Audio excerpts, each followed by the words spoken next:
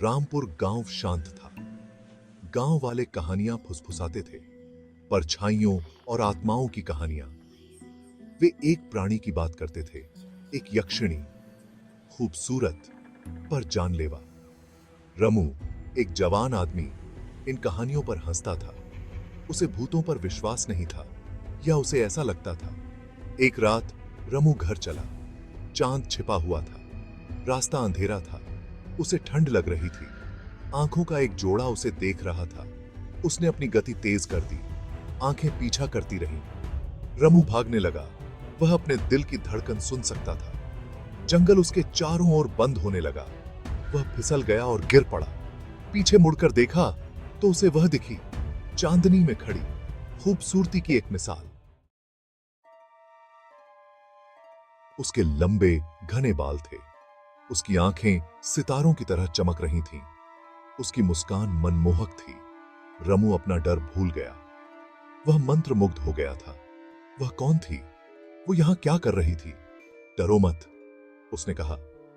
उसकी आवाज एक मधुर फुसफुसाहट थी। मैं माया हूं। रमू बोल नहीं सका। वह मोहित हो गया था। क्या तुम खो गए हो? उसने पूछा। रमू ने सिर हिलाया। वह खो गया था, लेकिन उस तरह से नहीं जैसा उसने सोचा था। मैं तुम्हें जानती हूं, उसने पास आकर कहा। तुम रमू हो?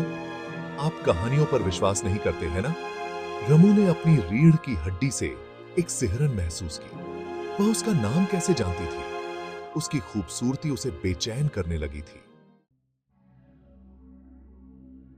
उसकी आंखें और तेज जलती हुई लग रही थीं। उसकी मुस्कान अब दयालु नहीं लग रही थी, यह शिकारी था।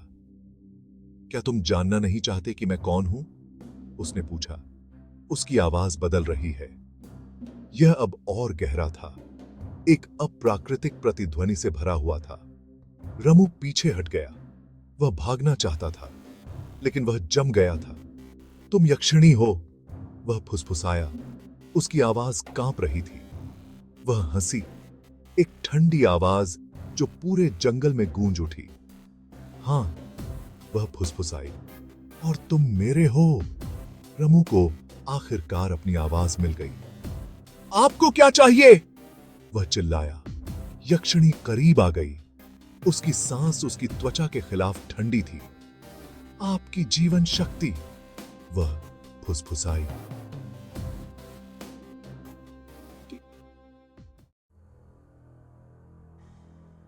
Section 4, unveiling the monster. Ramu में दहशत दौड़ गई। उसने उसे दूर धकेलने की कोशिश की, लेकिन वह बहुत मजबूत थी। उसकी पकड़ मजबूत हो गई। वह महसूस कर सकता था कि उसका जीवन निकल रहा है। उसकी सुंदरता चली गई थी। उसकी जगह एक भयानक मुखौटा ने ले ली थी। उसकी त्वचा हरी हो गई।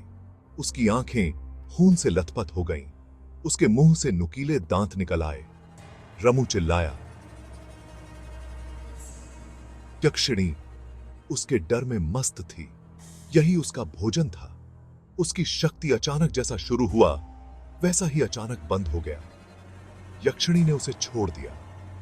वह रात में गायब हो गई। रमू वहीं पड़ा रहा, हाँफ रहा था। वो जिंदा था, पर कब तक? Section 5, a village in fear. Ramu गांव वापस भागा। उसने अपनी कहानी सुनाई। पहले तो उन्हें यकीन नहीं हुआ, पर उन्होंने उसकी आंखों में डर देखा। उन्होंने उसकी आवाज में दहशत महसूस की। गांव अब शांत नहीं था, यह डर में डूबा हुआ था। फुसफुसाहट चीख में बदल गई। परछाइयां खतरे से नाचती हुई प्रतीत हो रही थीं। यक्षिणी ने स्वयं को प्रकट किया था, और रामपुर फिर कभी पहले जैसा नहीं होगा। रमू फिर कभी पहले जैसा नहीं रहा। वह यक्षिणी की यादों से प्रेतवाधित था। वह जानता था कि वह वापस आएगी, और अगली बार वह इतना भाग्यशाली नहीं हो सकता है।